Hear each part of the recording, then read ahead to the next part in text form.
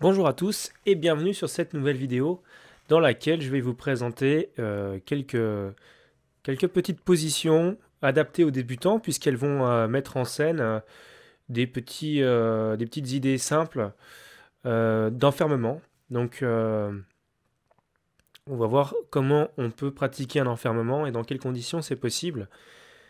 Donc là par exemple, je vais mettre l'échiquier du côté des noirs. Et on voit donc que l'égalité matérielle est respectée, puisque chaque camp possède 3 pions, un fou, une tour et un roi. Par conséquent, on pourrait se dire que la position est égale, elle semble l'être, mais là on voit que si les noirs ont le trait, ils peuvent jouer tour prend G2, et donc bénéficier apparemment d'un pion de plus. Donc on va voir ce qui pourrait se passer sur tour prend G2. Donc déjà je vais arrêter. Voilà, je vais arrêter le module. Voilà. Donc sur tour prend G2, tout simplement, il y a fou G3. Voici l'enfermement.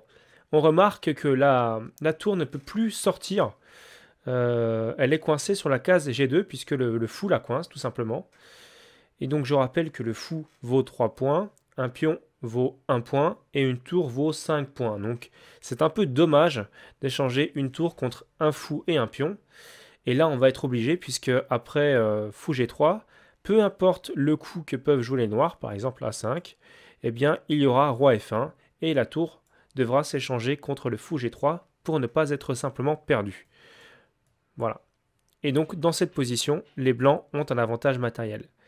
Je vais maintenant passer à la deuxième position, vous allez voir, dans laquelle, cette fois-ci, le trait est au blanc, et on va voir que les noirs ont un pion de plus.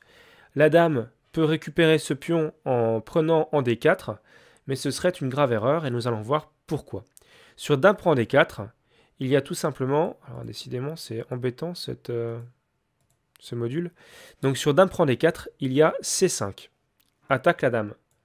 La dame doit s'en aller, peut-être en E3, mais après il y a C4, et le fou blanc n'a plus de case, donc c'est un enfermement puisque le fou blanc est perdu, le pion va le prendre. Donc voilà pour cette nouvelle position. Je vous montre une troisième position dans laquelle un enfermement a lieu. C'est une position classique, puisqu'on a déjà vu jouer dans un championnat du monde. Fischer avait commis une erreur face à Spassky en jouant un coup à peu près similaire. Dans une finale de fou de couleur opposée, ici, tout porte à croire que la position est égale. Les blancs se disent tiens, je serais bien tenté de capturer le pion en H7, ce qui serait une grave erreur, puisqu'après fou prend H7. Il y a tout simplement G6, pardon, G6. Le fou H7 est enfermé et ne peut pas sortir. Après roi G7, il devra s'échanger contre le pion en G6 et laissant suffisamment de matériel au noir pour l'emporter, puisque 4 pions contre 2 pions et un fou, ça gagne largement. Donc voilà pour cette nouvelle position. Dans toutes ces positions qu'on a vues, la pièce était capturée. Maintenant, on va voir le cas d'un enfermement dans lequel la pièce n'est pas capturée, mais simplement elle ne peut plus jouer en fait. Elle n'a plus de possibilité de participer au jeu. Alors vous allez voir comment cela est possible. Je vous mets la position tout de suite. C'est celle-ci, cette position-là, dans laquelle, eh bien, tout simplement, les noirs ont la possibilité de mettre le fou blanc en B3 complètement hors jeu. Donc je pense que tout le monde voit à peu près l'idée. Ça commence par C4. Donc sur C4, fou C2 est forcé pour ne pas perdre la pièce. Et ici D3, fou B1 est forcé. Et on constate simplement que le fou ne pourra plus jamais jouer puisqu'il est simplement enfermé derrière ses pions et surtout derrière les pions noirs qui forment une chaîne absolument remarquable. Donc voilà pour ces 4 positions dans lesquelles on a vu le thème de l'enfermement, qui est un thème extrêmement important aux échecs.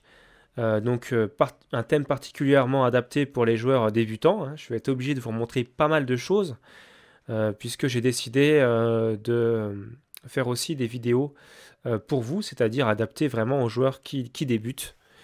Donc voilà, j'espère que ces thèmes vous ont plu, j'espère que cette idée vous fera progresser. N'hésitez pas à laisser des commentaires si vous avez la moindre question. Quant à moi, je vous dis à très bientôt pour de nouvelles vidéos et je vous souhaite de rapides progrès.